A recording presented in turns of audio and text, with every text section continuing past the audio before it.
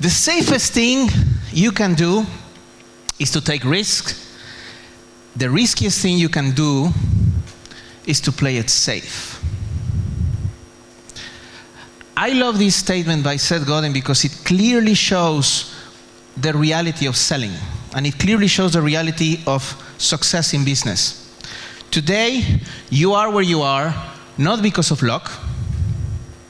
You are where you are because you took risks others were not willing to take.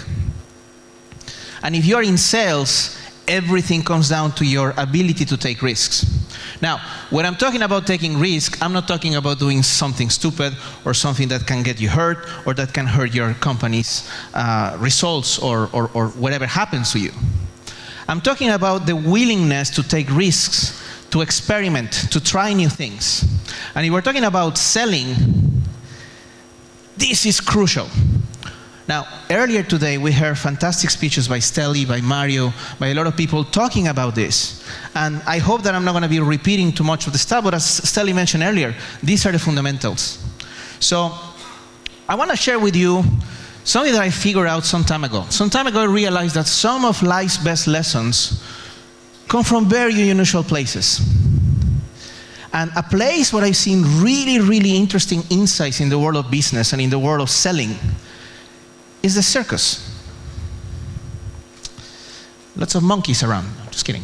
And especially when you look at the world of circus, when you look at the flying trapeze, there is something about these amazing people that manage to take risks every single time. Every time they perform, they are taking risks. The risk will be catastrophic. You can get hurt, you could die, technically, but it's about willing to take risks every single time you do that. And the amazing thing about trapeze flying and the amazing thing about having this willingness to do is not because of luck, or it's not because all of a sudden one day you decide that you want to do it, but it requires a lot of work. It requires a lot of effort, and it requires a lot of willingness to try and experiment. That's the beauty of flying on the trapeze. So you can have an idea how it looks. And one thing that I realized, looking at these performers, putting everything on the line every single time they go up, is that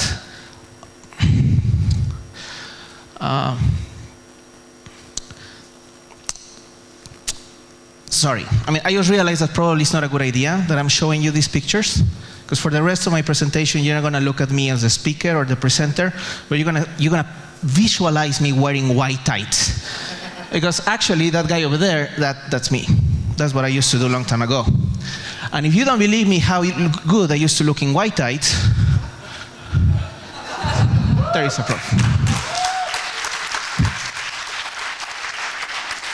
And that's why today, especially for you, I'm wearing my... No. I'm not showing you my white tights. Now, why I'm talking about this, why I'm talking about circus, why I'm talking about the trapeze, I'm sharing this with you because something that I realized is that the flying trapeze, my experience flying the trapeze, gave me a lot of very valuable lessons in the world of business and in the world of selling.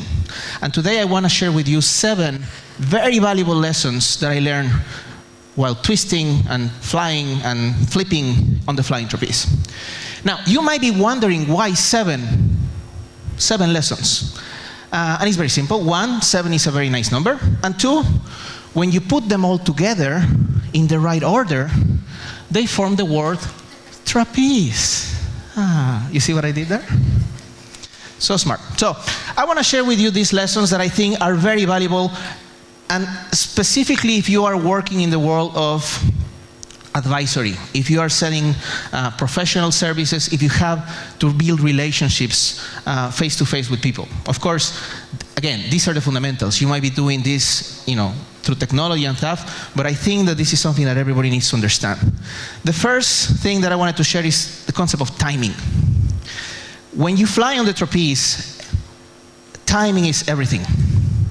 If you take off from the platform a second too late or a second too early, you're going to miss the trick. If the timing is off between the flyer and the catcher, you are not going to catch the trick. So timing is everything on the flying trapeze, but timing is also everything in selling.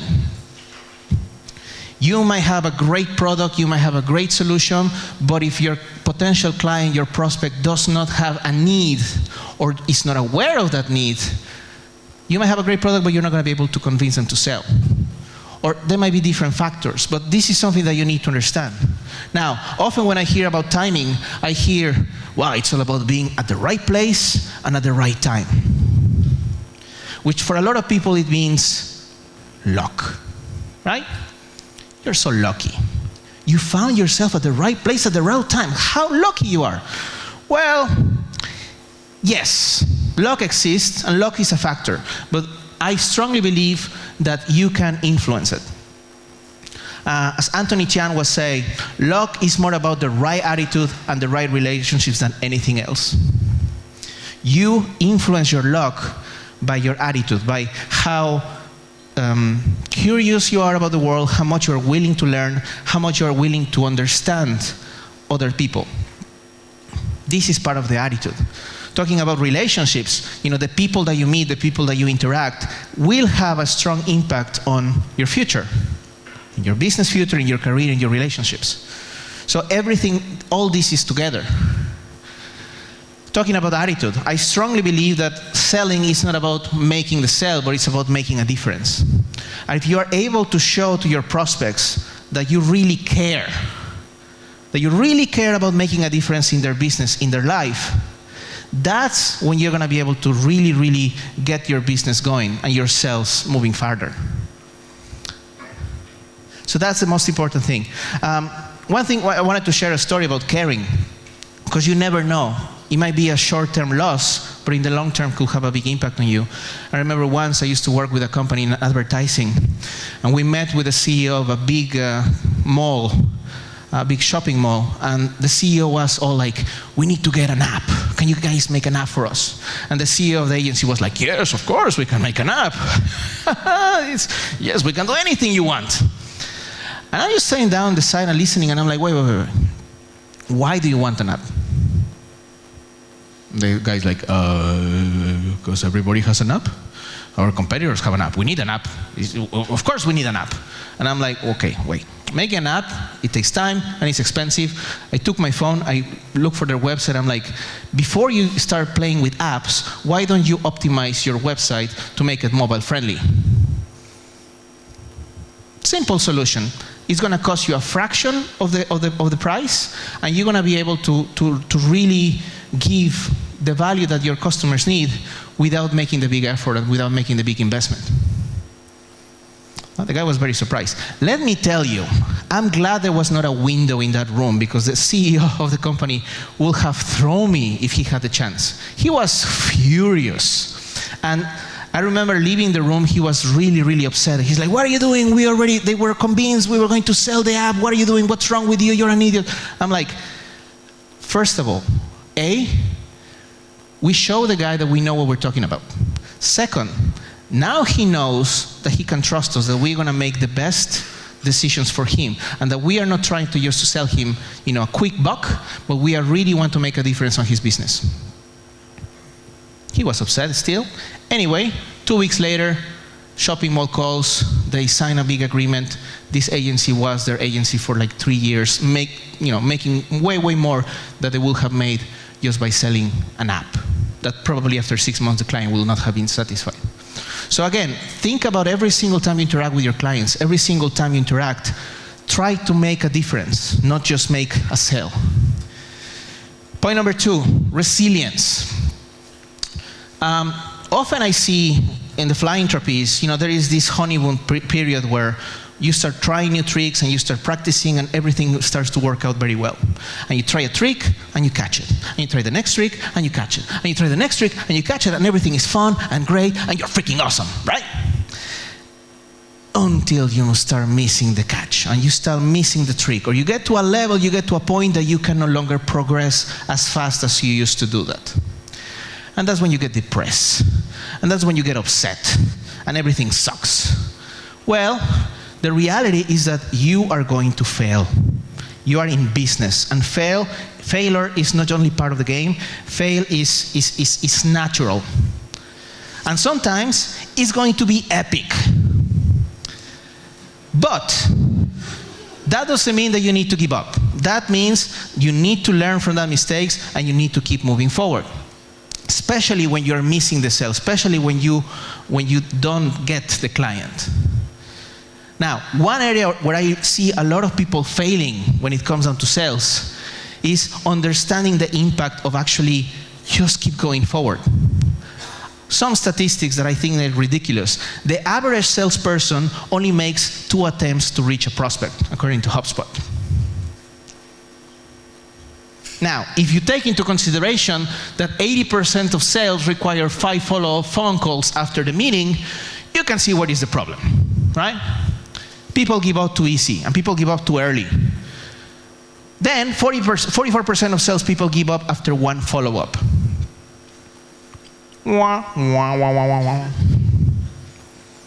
Then you're wondering, how come I'm not making sales? How come the business is not growing? Because your salespeople are giving up too quickly. So resilience, this is something that I think every single person in sales, and as Mario said earlier, everybody's in sales. All of us, we really need to develop this. We really need to follow up. We really need to keep going and going and going and going. How do you do that? Well, there are many techniques and ways to do it. One thing that I always think is systematically stay in touch. Earlier we heard about how you can do every week, or you can set up times and stuff. It's not about the tools, it's about the habit, and it's about the mindset of continue searching and going forward until you get a clear answer. Yes, no. But at least you know. If you're just in limbo, it's a total waste of time for everybody. And one thing that I do, it's not just about staying in touch and sending an email, just like, hi, I'm here. Are you interested yet? No? Okay, bye. It's about being proactive, and it's about trying to give value. One thing that I do, I always share interesting stuff, interesting and relevant stuff. And this is something that very often, earlier was talking about marketing. If your organization is creating relevant and interesting content, this is your business card. This is an opportunity for you to share the materials that your company is producing. So if you create content or your company creates content, share it. Now, notice that I am not saying spam the hell out of people with materials that you have not even read, which a lot of people do that. No, I'm saying if you believe that these materials are relevant, valuable, useful, then share them. Now, some of you might be wondering, okay, my company doesn't create any content, or I don't have a marketing department making cool stuff. What do I do? Well, if you're connected with me on social media, probably you already noticed I share a lot of stuff. I put a lot of really interesting articles and reports and videos, because all the time when I read something interesting, I always share it. But I don't just put it on Twitter and forget. I always have in mind, and I think about it, okay, if I'm reading a blog, or if I'm reading an article, or maybe I'm watching a video, or maybe I found an interesting tool, or an interesting new methodology, or a report. There are a lot of great reports out there, or infographics. I don't know. Maybe you go to an amazing event, and you think that this is a place where a lot of people should, follow up and have the opportunity to attend. Or you read a great book. I don't know. Always when I have the opportunity to do this, I look into what are the ways, who could find this article or video or report interesting or valuable. And it doesn't have to be business always. I have a great example, Hardcore History. How many of you have heard of this podcast? Amazing podcast. If you are interested in history, I highly recommend you this podcast. A couple of years ago, I met an executive at a dinner. And we just started chatting, just a normal reunion. And in the middle of the conversation, the guy mentioned that he's really interested in the First World War. That's his passion. He knows everything about the First World War, and that was it. We had some meetings. We explored some potential business opportunities. The timing was wrong. Things didn't work out. Nothing happened. Time goes by, I'm staying in touch, everything is fun. One day, I listened to this podcast, and I listened to the series on the First World War. And I fell in love with it, and I thought it was fantastic. And right away, I remembered this guy. So what did I do? I sent him a link, and I say, hi, I found this, I remember that you mentioned that the First World War is very relevant for you. I just thought that you might find this interesting or useful. Hi. I just sent it to him. 2 days later, he contacted me. He says, thank you so much. This is amazing. This is fantastic. I binge watched the whole thing for like 10 hours. He listened to the whole thing. He's so, grateful and fantastic. And by the way, what are you doing right now? Let's go for lunch. We went for lunch. Long story short, I had a very big project with them. And it was not about me trying to sell or trying to use a technique or trying to figure out a way to get an angle to sell him something, but it was just having the mindset of, if you know that something could be relevant for somebody, share it. And you never know what could be the important thing for people. So have this in mind. The next point, aggressiveness. Now, when I'm talking about aggressiveness, what I mean is, when I'm on the platform ready to take off, I have 100% of my attention on what I'm doing, and I am 100% committed to the trick. You cannot get on the trapeze ready to take off and sort of, we'll see if I catch the trick. No, you need to be 100% committed. So when I'm talking about being aggressive, I'm not talking about being a bully. I'm talking about making aggressiveness your default mode, as Jocko Willink says. What does that mean? I'm not saying you need to be a bully. I'm not saying you need to be, a macho and start, aggressively talking with people and just yelling at people, or, all of a sudden you become a nightmare to work with. No, that's not what I'm talking about. What I'm talking about is, as Jocko Willink says, the will to win. Aggression is the will to win. It's the unstoppable fighting spirit, the drive to use every asset, every strategy, and every tactic that you have to succeed. That's what I'm talking about. That's being aggressive. That when you see an opportunity, don't you just go, okay, well, I'll send an email later. No, you see an opportunity, you go for it. And that's, I think, something that unfortunately is missing a lot in the world of selling. A lot of passiness. A lot of people, there is no sense of urgency. And I strongly recommend you, if you want your company to kick off your sales, your pipeline, you need to see, when you see an opportunity, you don't be passive, you don't wait, you aggressively and decisively go for it. Because at the end of the day, you don't get what you want. You don't get what you think you deserve, but you get what you are committed to.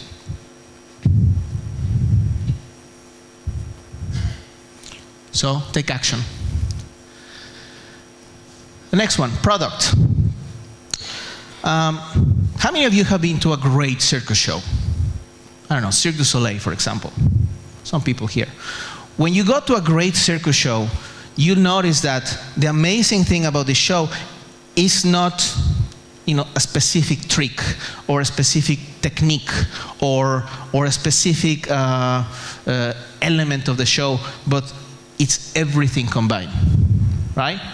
A great circus show is not just a bunch of tricks, but it's a performance. And in order for you to accomplish a fantastic performance, everything needs to work out. Because it's not just about the costumes or the music or the technique, but it's everything combined. And when we're talking about, your product in sales, we're talking about your offering. I see a lot of people in sales making the mistake when it comes down to developing their offering. And a good metaphor that I like to use when I explain this is, imagine that you go to a restaurant. When you go to a restaurant, you get a menu. And in the menu, you have a list of the things that, this is an offering. You have a list of products that you can choose from what they can offer to you, right? Now, let's say you want to order some soup, vegetable soup. When you're buying a vegetable soup, you are not buying the ingredients. You're not buying the tomato and the cucumber and the onion, or you're not buying the fact that they use a blender or a knife or a, whatever. You are not buying the recipe. You are buying the product, the soup, the connection of all these things together.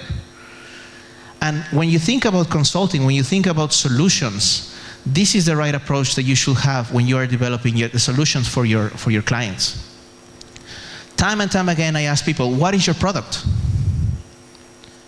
I talk with many consultants, and they're like, well, I sell design thinking.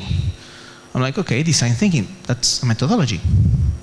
What do you do with that design thinking? What is the objective? What is the goal? What do you accomplish through design thinking? That's a methodology.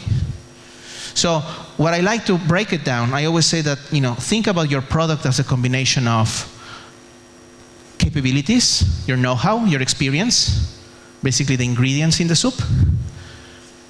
Second, methodologies, different ways to do something. This is the recipes. And then the tools. A business model canvas, some cards, a specific piece of software. I don't know. There are many, many different tools that you can do. But you need to understand that the combination of these factors is what creates the solution. If you go and sell trainings or workshops, you are selling just pieces of the equation. And it's not going to be enough for you to share and to show the value of your work. So very important, think about when you are creating your offering, when you are creating the things that you can offer to your clients, think about how can you combine all these elements to really create valuable solutions. Why? Because this is what is going to help you to scale. Imagine when you go to a restaurant and every single time you arrive, the chef is just waiting for you to order, and then you go, okay, I want some salad with cucumbers and tomato and something else. And he has to figure out, okay, he starts to put the things together and he starts doing it. Then somebody else asks for a soup or a jurek, and goes over there and starts like, okay, well, jurek, how do you make jurek? Okay, and start looking for the jurek. It's okay, and it's okay. I know a lot of consultants that they are very proud of the fact of they are doing very customized approach to solving clients' problems, but you're not going to be able to scale. You're not going to be able to grow, and you're going to be reacting to every single time a new product, a new problem arises. You need to reinvent the wheel every single time. So I highly recommend you to take the time to think about how can you add value by combining your experience, your know-how, different methodologies, different approach, and what tools you can use. And you will find out that chances are that you don't have everything. You don't have access to all these elements. So what you need to do then is you need to develop a strong network of partners. You need to find, if you don't have access to the technology, you find a partner that can give you that. And together, you're going to be able to bring a better solution to your clients. So, but that requires thinking about it, and that requires the effort of figuring out how can you develop a better solution for the clients. And this is one of the things that we are doing at EY a lot. We are focused on developing solutions that can be scalable and repeatable all over the world. So this is an important approach if you want to be able to grow your consulting business. Next one, effectiveness. In order to fly on the trapeze and to be successful and do really cool tricks and look cool on spandex, you need to go through a lot of different points in the process. It doesn't happen that one day you wake up and you're able to throw a double back somersault just because you are pretty. It requires a lot of work, and it requires a lot of the right work. You work on your swing, you work on getting higher, you work on your talk, you work on your position, you work on your rotation, and every single thing requires certain type of work. You don't just go over there and try and see what happens. In sales, it's exactly the same way. As Peter Drucker once said, efficiency is doing the things right. Effectiveness is doing the right things. That means you really need to know what are the right things that have a bigger impact on your business. And in order to do that, you need to develop your own system. And notice that I say you need to develop your own system because there is no, a recipe for everybody. There is no one way to be successful in selling. It requires you need to figure out what works for you and what you enjoy doing, what you're able to do, and what you're good at it, and what you're not good at it. And again, this requires some work. So a few years ago, I had the opportunity to read this book by C.H. Hayden called Get Clients Now. It's a good book, but basically what this book gave me was understanding that sales, it's all about a process, and it's about developing a system that is applicable for you, for me in this case. What I understood thanks to this book is that if you really want to build your own sales practice, you need to focus on these 4 areas. Developing your own strategies, areas of focus, objectives, and activities. Now, what does that mean? Strategies. What are you going to focus on in order to develop, to build your sales? Are you going to do direct contact, calling people, sending emails? Or maybe public speaking. I can tell you, public speaking has been a big strategy for me in my career. Many of the biggest deals that I have sold, I sold them because I was on stage giving a speech, and somebody saw me on the stage, and they, we start talking, they like what I say, boom, boom, boom, oh, a new client. Sales through, business development as a strategy, public speaking, it worked for me. But I'm not going to tell you, okay, now you need to learn how to public speak, and you need to become a great public speaker in order to sell. You might hate public speaking. You might suck at it. You might be nervous just thinking about getting on stage and start talking. If it doesn't work for you, don't try to force it. But then, maybe choose something else. Maybe you want to focus on referrals. Maybe you want to focus on content creation, writing a book, writing blogs, whatever. Think about the different strategies that you can use in order to develop your business. Maybe workshops. Maybe workshops is a good strategy for you. The point is, you need to figure out what works for you, and you need to focus on doing that. Then, areas of focus. Well, maybe what you need to focus is on building your pipeline, keeping more and more people coming through the funnel. Maybe that's the area that you should focus for a week or for a month. But you need to be strategically about it. You not just show up to the office and go, so what I'm going to do today? Yeah, I guess I'm going to look for some clients. Oh, maybe I should send an email. Oh, maybe I should write a blog post. I don't know. We'll see. No. You develop what is the area that you're going to focus on, and then you focus 100% on that. Maybe you focus on following up. You have a lot of contacts, you have a lot of friends, you have a lot of connections. Okay, how can you follow up on them? Systematically, send an email to everybody. Get the fantastic advice that we got this morning of customizing your messages, sending a lot of emails. Maybe that's what you need to focus on. Maybe what you want to focus is on getting appointments, getting meetings. You might have a lot of friends and connections, but if you're not meeting with them and you don't have the opportunity to show what you're able to do, well, nothing happens. So maybe that's an area you want to focus on. Maybe you want to focus on closing deals. If you want to close deals, you call Mario. He will close them for you. But maybe that's the area that you want to focus on. So you need to be able to decide what is your area of focus. The next one, what are your objectives? What is it that you want to accomplish? Do you want more contacts in your CRM? Fine, awesome. Do your research, do your work on finding the right people, the right leads. Maybe you want to sell trainings. How many trainings can you sell? Set the goal and then work on it in order to be able to reach it. Maybe you want to get meetings. I had a process, I had a period of time where, part of the objective for me was to be able to get as many meetings as possible, because I know that if I get in front of a client, there is a bigger chance for me to sell than if I am just sending emails and calling. So for some period of time, I focused on getting appointments. And my goal was to get, 10 appointments in the next 2 weeks or 3 weeks, whatever. Maybe you want to sell tickets. Maybe you want to just focus on money.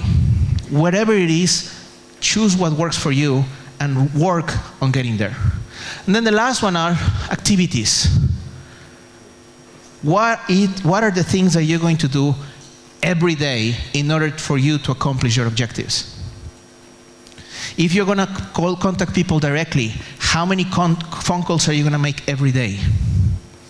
How many emails are you going to send every day?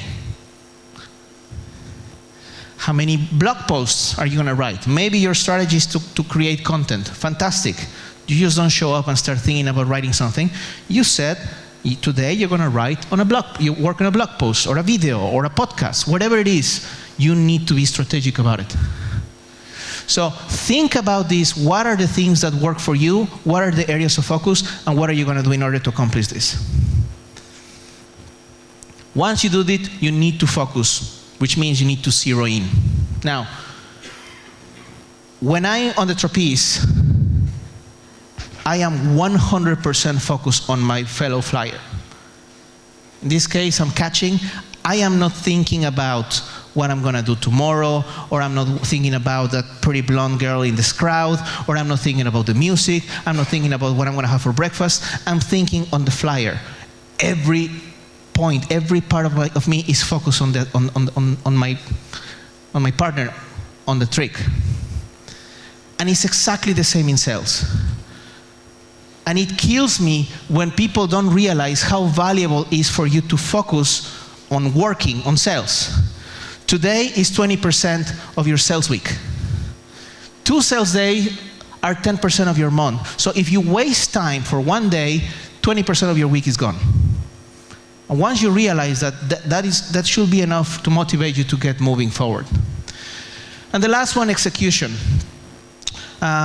This picture over here is a picture of a trick called the passing leap. As you can see, this is a very complex trick because it doesn't involve 1 flyer, but involves 2. Now, doing this trick, it's the dream of every flying trapeze artist. So actually, this picture is the first time we accomplished this trick. And I love this picture because it really is a good reminder of how hard we work to get there. In order to catch the trick, we didn't think about it, we didn't philosophize about it, we didn't talk about it, but every day we got on the trapeze and we practice and we train and we practice one of the elements and we practice the second one and we practice all together and it didn't work and we fail, but we work every single time on it. And guess what? At the end of the day, we caught the trick. It's exactly the same in sales. It's not about ideas, it's about making ideas happen. If you have a brilliant idea for a product or a brilliant idea for your offering and you do nothing with it, nothing is going to happen. So you need to take action and you need to get moving. Therefore, you need to prioritize and execute. So that's it. Timing, resilience, aggressiveness, product, effectiveness, zero in, and execution. Simple. But now the decision is yours. Today, we've had amazing speakers sharing a lot of really, really valuable insights and a lot of very valuable advice. The question is, what are you going to do about it? Are you going to get motivated and get all hoo-ha, fast, awesome, great, fantastic, it was awesome, great event, and tomorrow you go back to the office and do nothing? Are you going to step from knowing about it into doing it? That's the question that I always like to ask, and I really, really motivate you to take action. Take 1 or 2 things of what you've seen today and go for it, because opportunities don't just happen, you create them. And wrapping it up, about the 3 things that I will recommend to you. Well, actually, I've been very generous. I give you 7, actually. So you can pick out of those ones. Maybe you want to work on your resilience. Follow up, follow up, follow up, follow up. Maybe you want to work on your product. Think about what are the value that you can bring by bringing together your experience, your capabilities, different methodologies, different tools, put it together and add value. And number 3, effectiveness. Develop your own system, focus on doing what you have to do, focus on the right things, and then just work and work and work every day. Otherwise, it's not going to happen. That's it. Do you have any questions? Can we give Ivan a round of applause? Thank you. Fantastic. Thank you. Thank you so much. Thanks. Thank you, buddy. Thank you.